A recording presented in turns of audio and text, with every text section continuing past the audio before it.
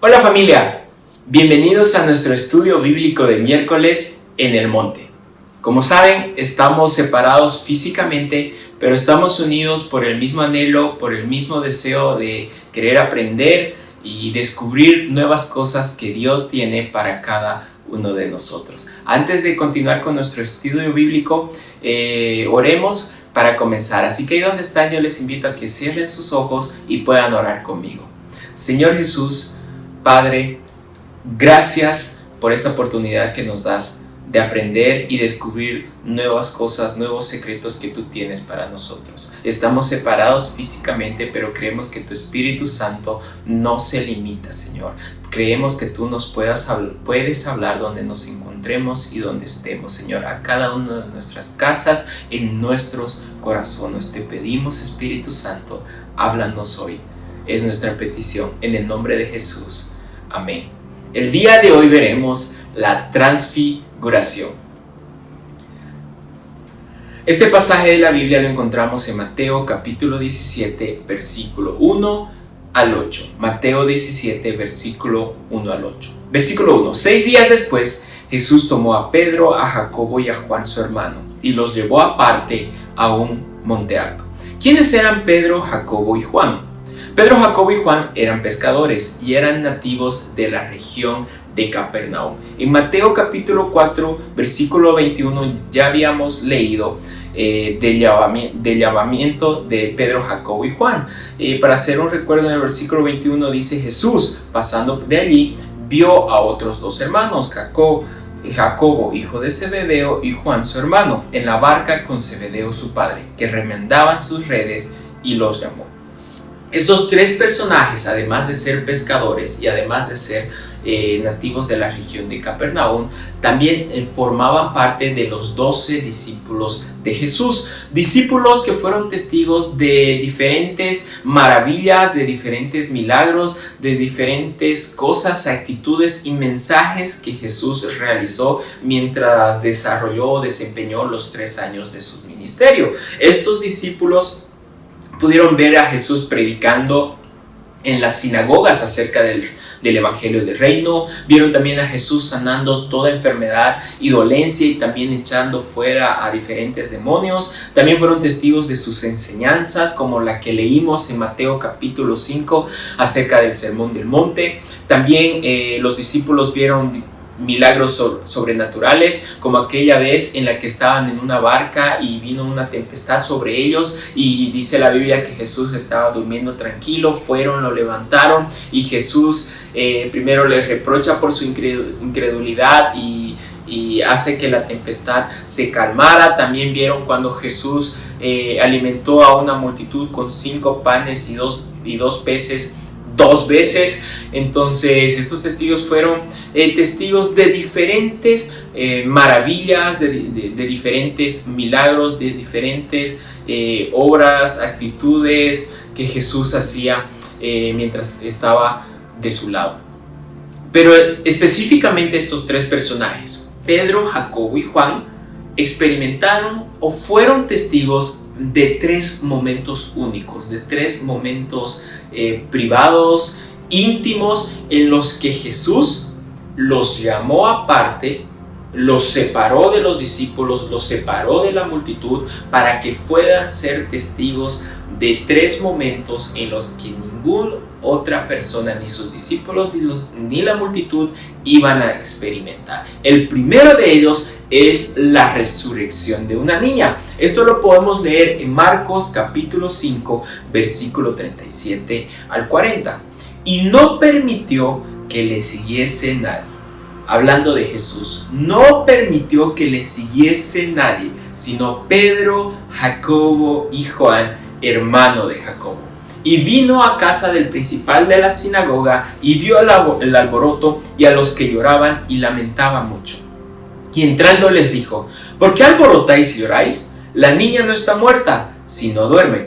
Y se burlaban de él. Mas él, echando fuera a todos, tomó al padre y a la madre de la niña y a los que estaban con él, y entró donde estaba la niña. Y tomando la mano de la niña le dijo: Talita cumi, que traducido es: niña, a ti te digo, levántate. Y luego la niña se levantó y andaba, pues tenía 12 años y se espantaron grandemente. Pero él les mandó mucho que nadie lo supiese y dijo que se les diese de comer. Miren lo que dice el versículo 40. Mas él, echando fuera a todos, tomó al padre y a la madre de la niña y a los que estaban con él. Jesús es enterado que una de las personas más importantes de una sinagoga es la hija de este personaje, había muerto. Entonces Jesús va al velorio y pide que todas las personas salgan de ese lugar y solamente se quedan con él. Se queda la niña que estaba muerta, se queda Jesús, el padre y la madre de la niña, pero también Jesús hace cuestión o pide que estén con él Pedro, Jacobo y Juan. Esos 3 discípulos estaban con él, estaban en un ambiente de intimidad, estaban en un ambiente único, en un ambiente privado, en el que Jesús les demostró a Pedro, a Jacobo y a Juan que en él realmente corría el poder de la resurrección. Es verdad que Jesús también hizo otras resurrecciones, como la de Lázaro o de aquel joven que le dijo: joven, a ti te digo, levántate. Pero estas resurrecciones las hizo en público para que todas las personas puedan ver un poco de los milagros y las maravillas de Jesús. Pero por una razón específica, Jesús hizo que esta resurrección sea particular, sea privada, pueda gestarse en un ambiente de intimidad. Jesús podía resucitar a la niña delante de todas las personas que estaban ahí, de todos los familiares, de todas las personas que se habían reunido para despedir, para llorar a la niña. Jesús podía hacerlo, como lo había hecho con Lázaro o como cuando lo había hecho con el joven, que había muchas personas y él los pudo resucitar. Pero Jesús, por una manera específica, por un deseo, por un motivo de revelarse, de enseñar, de demostrar un poco de su poder, de su naturaleza, de quién es, a unos cuantos es que lo hizo de esta manera. Todas las cosas que Jesús hace, realiza, actitudes que él toma, los hace con un propósito, con un deseo, con un anhelo, buscando una consecuencia. Así que Jesús hace eso con Pedro, Jacobo y Juan.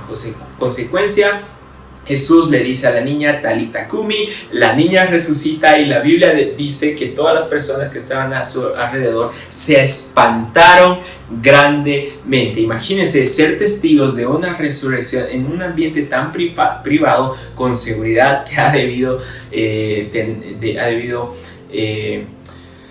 debido manifestar en los discípulos mucho miedo, mucho temor y principalmente mucho asombro. Pero ellos fueron testigos de que realmente en Jesús operaba el poder de la resurrección. La segunda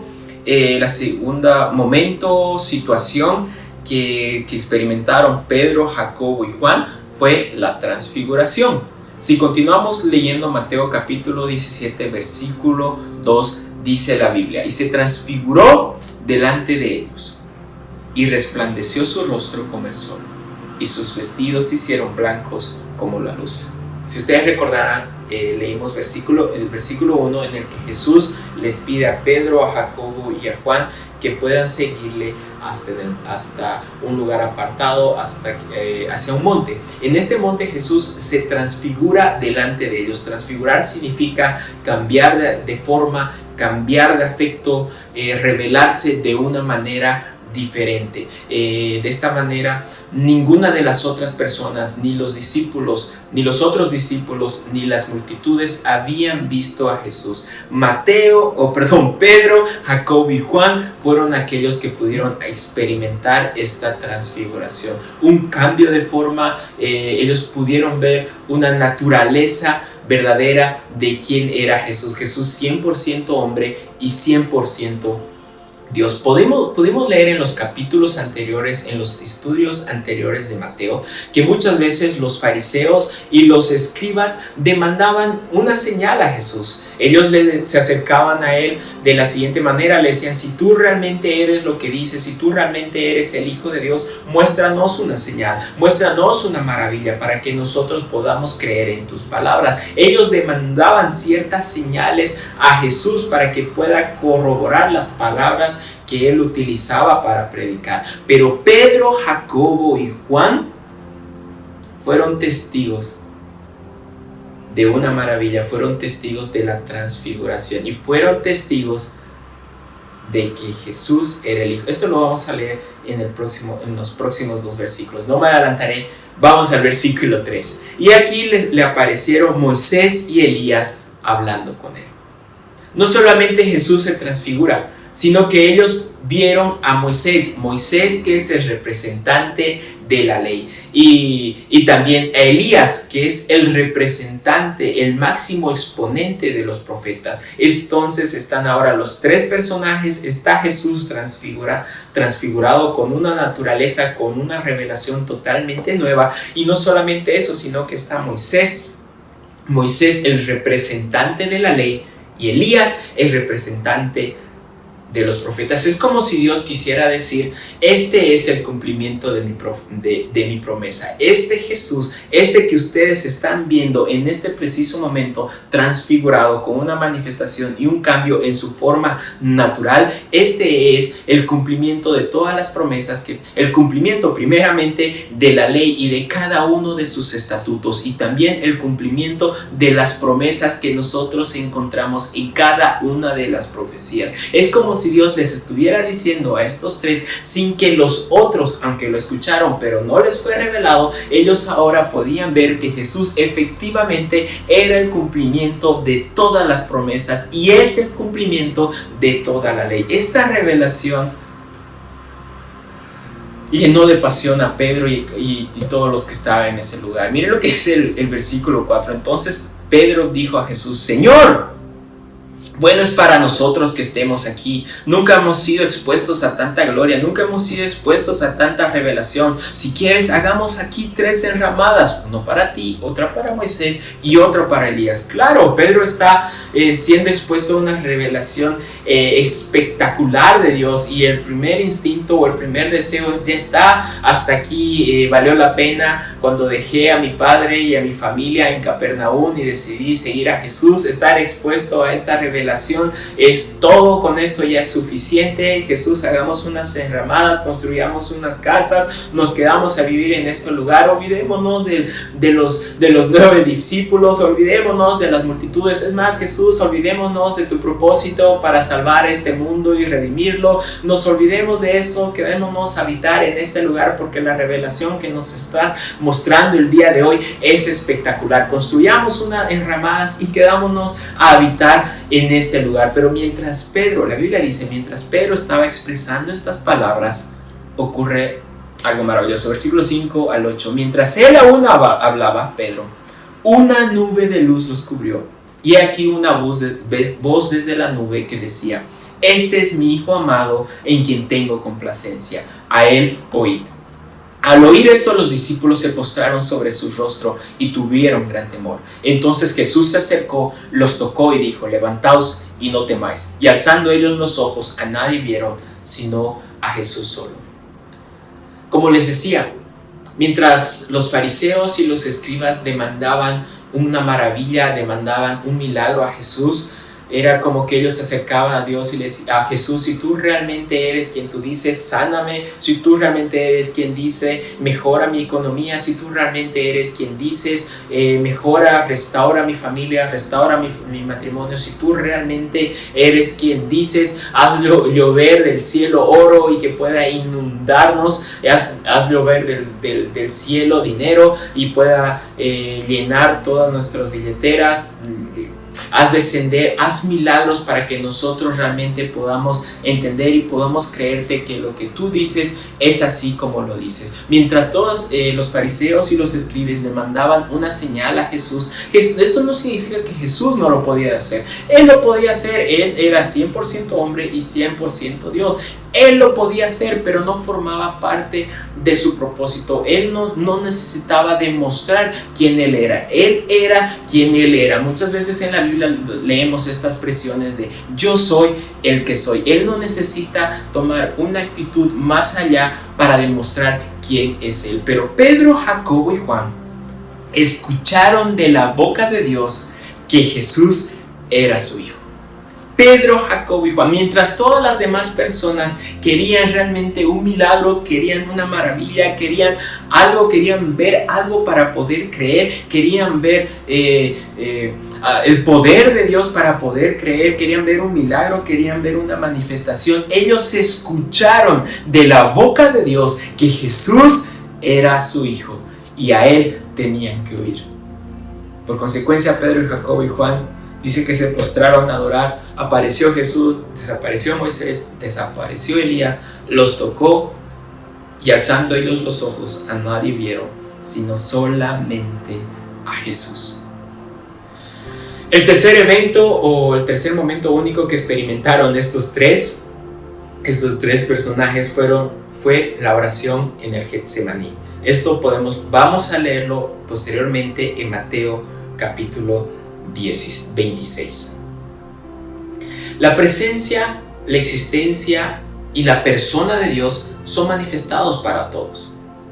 La presencia, la existencia y la persona de Dios han sido manifestados para todos. Su poder y su eterna deidad, quién es Él, se hacen visibles a través de la creación, a través de la naturaleza, a través de los animales, a través de los seres humanos, a través de todo lo que tiene vida. Se es manifiesto el poder invisible, la deidad invisible de nuestro Dios. Esto es lo que dice Romanos capítulo 1 versículo 18 al 20. Porque la ira de Dios se revela desde el cielo contra toda impiedad e injusticia de los hombres, que detienen con injusticia la verdad.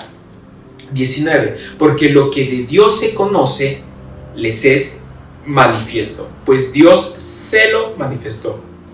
Porque las cosas invisibles de Él, su eterno poder y deidad, se hacen claramente visibles desde la creación del mundo, siendo entendidas por medio de las cosas hechas, de modo que no tienen excusa. Siendo entendidas por medio de las cosas hechas. La presencia, la existencia y la persona de Dios, su eterno poder, su deidad, se nos es manifiesta a través de todas las cosas que tienen vida, a través de la naturaleza, a través de los animales, a través de los seres vivos. Eso es lo que nos dice Romanos capítulo 18, versículo 20. Ahora bien, todas las personas que seguían a Jesús eran testigos de su poder, eran testigos de sus milagros, pero sus discípulos eran aquellos que tenían cierta relación con Él. Hemos leído que muchas veces después de que Jesús explicaba o enseñaba una parábola a las multitudes, los discípulos se le acercaban y le decían: Jesús, ¿nos puedes enseñar qué es lo que tú dijiste? ¿Nos puedes enseñar por qué dijiste lo que dijiste? Jesús, ¿nos puedes enseñar qué significa la parábola, la enseñanza que acabas de dar a las multitudes? Esto ocurría porque los discípulos tenían cierto grado de relación con Jesús que no gozaban las multitudes. Las multitudes escuchaban a Jesús, pero no le entendían, al igual que los discípulos. Todos estaban en ese nivel de poder escuchar la enseñanza de Jesús, pero la relación que tenían los discípulos con Jesús les permitían acercarse a Él y preguntarles cosas y entender y comprender por qué Jesús había enseñado lo que había enseñado y por qué Jesús había hecho el milagro que había hecho. Porque la relación que nosotros tenemos con Jesús va a habilitar un discernimiento que las demás personas no pueden entender y comprender. Las demás personas pueden escuchar, pero nuestra relación con Jesús va a ayudarnos a crecer y comprender nuevas cosas que Él tiene para cada uno de nosotros. Amos capítulo 5 versículo 4 lo dice así: pero así dice Jehová a la casa de Israel: buscadme y viviréis, buscadme y viviréis. Nosotros sabemos que Dios es un Dios omnipresente, es decir, que Él está al mismo tiempo en todas partes, pero Él se manifiesta, pero Él se revela donde Él es buscado.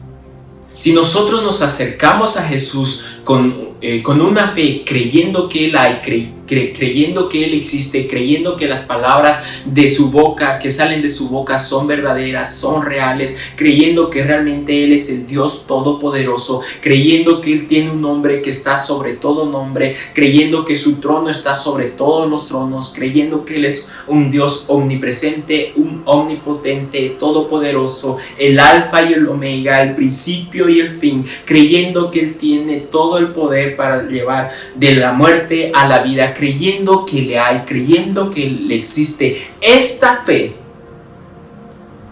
que produce que nosotros le podamos buscar va a activar la manifestación y la revelación de nuestro Dios. Revelación significa el descubrimiento de algo que estaba encubierto. Esta revelación que es producida o es activada después de que nosotros le buscamos con fe, va a producir una revelación que queda a descubierto algo que nosotros no podíamos ver. Esto es relación. Están los que ven desde lejos el mover de Jesús. Están los que ven los milagros, están los que ven su poder, están los que pueden escuchar sus enseñanzas. También están los que por fe van, se acercan a Jesús, buscan, preguntan el por qué hizo lo que hizo, por qué enseñó lo que enseñó, por qué utilizó las palabras que utilizó, buscando ciertas respuestas a lo que le sucede o a lo que sucede a su alrededor. Pero también están aquellos que escuchan lo que oído no escuchó, aquellos que ven lo que ojo no vio, aquellos que pueden ser testigos de una transfiguración, aquellos que pueden ser testigos de momentos de sufrimientos de Jesús antes de su crucifixión, y también aquellos que pueden ser testigos de una resurrección en un ambiente de privacidad, en un ambiente de intimidad. Están aquellos que pueden ver cosas que ojos no vio, que pueden escuchar cosas que oídos no oyó, como lo dice 1 Corintios capítulo 2 versículo 9 al 10. Antes bien, como está escrito, cosas que ojo no vio ni oído oyó, ni han subido en corazón de hombre, son las que Dios ha preparado para los que le aman. Pero Dios nos las reveló a nosotros por el Espíritu, porque el Espíritu todo lo escudriña, aún lo profundo de Dios. Esta presencia reveladora del Espíritu Santo es para sus hijos, para aquellos que le buscan en intimidad. Esta presencia tiene el propósito de manifestar la naturaleza de quién es Dios, la transfiguración, el cambio de forma, el cambio de aspecto, la revelación de quién es Jesús, la presencia reveladora del Espíritu Santo. Es para todos aquellos que hemos decidido buscarle en intimidad. Pedro, Jacobo y Juan vieron a Jesús de una manera que nadie los había visto. Escucharon cosas que nadie había escuchado. Escucharon del propio Dios que Jesús era su Hijo. Esta presencia reveladora puede ser descubierta o está a la disposición de cada uno de nosotros. La Biblia dice que solo hay una manera de agradar a Dios, y es a través de nuestra fe. Una fe en la cual nosotros le buscamos creyendo que en Él le hay, creyendo que existe, creyendo que Él es un Dios todopoderoso, creyendo que Él está sobre todo trono, creyendo que Él tiene nombre que ha sido dado sobre todo nombre, creyendo que Él es el alfa y omega, el principio y el fin, creyendo que Él puede ver el final desde el principio, creyendo que nadie se le puede hacer frente, que nadie se puede parar delante de Él, creyendo que dentro del hoyuelo de sus manos están todas las aguas que podemos ver en este mundo, creyendo que Él ha sido el creador del universo, de la naturaleza y nuestro creador, creyendo que le hay. Esta fe, esta búsqueda, con esta fe va a producir una revelación. Esta revelación nos permitirá descubrir la naturaleza de quién es Él, un nuevo entendimiento de quién es Él. Hay mucho más que Dios tiene para nosotros. Hay mucho más, muchos secretos, muchas nuevas cosas que Él tiene para nosotros. Está bien, hasta aquí hemos descubierto buenas cosas, hemos establecido ciertas doctrinas, ciertas revelaciones, hemos entendido ciertas cosas, pero hay muchas cosas más que Dios tiene para cada uno de nosotros.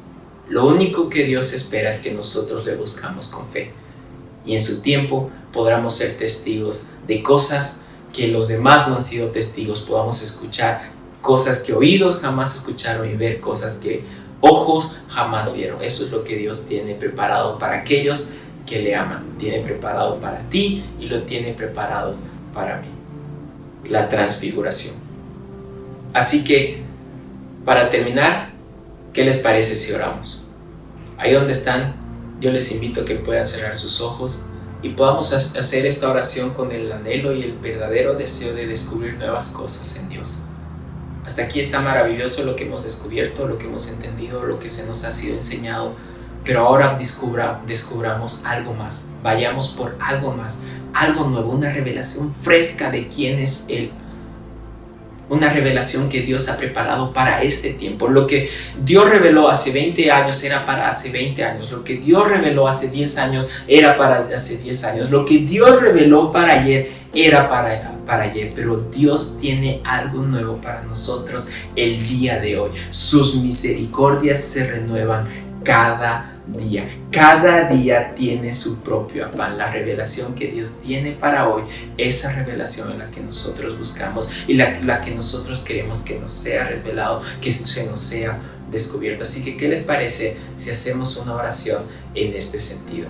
Padre, aquí estamos, Señor, reconociendo que tú eres bueno, todopoderoso, grande y misericordioso. Padre, nos presentamos delante de ti humildemente pidiéndote que se nos pueda ser revelado una naturaleza nueva de quien tú eres. Podamos descubrir algo nuevo de quien tú eres, Señor. Que se nos pueda revelar, enseñar algo nuevo acerca de tu personalidad. Queremos descubrir algo más. Señor, hasta aquí lo que tenemos ha sido maravilloso, se nos ha sido enseñado, pero queremos algo nuevo, Señor. Queremos ver algo que ojo no vio, queremos escuchar algo que oído no vio, así como Jacobo, como Pedro, como Jacobo, Juan y Pedro, Señor, que experimentaron cosas que ni los otros discípulos pudieron experimentar, o las multitudes. Así también nosotros, Señor, queremos descubrir cosas nuevas de ti, Señor, que puedas transfigurarte delante de nosotros, Señor, y podamos entender nuevas cosas, Señor. Es nuestro anhelo, es nuestra petición en nuestro corazón. Queremos ir más allá, queremos tener una nueva revelación de quién tú eres, que se nos pueda descubrir algo nuevo para nuestra vida. Es nuestra petición, te lo pedimos, Señor, en el nombre de Jesús. Amén y amén. Gracias por conectarte en este video y nos vemos el próximo miércoles con otro estudio en el monte. Un fuerte abrazo, que Dios les bendiga.